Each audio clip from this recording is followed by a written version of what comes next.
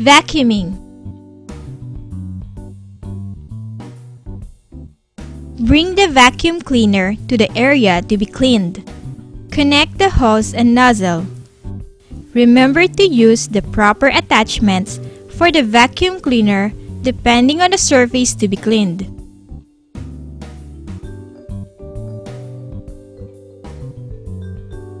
Plug the vacuum cleaner and turn it on.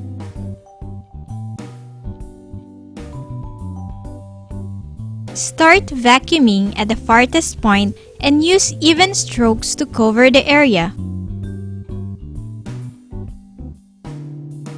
When you're done vacuuming, clean the vacuum cleaner.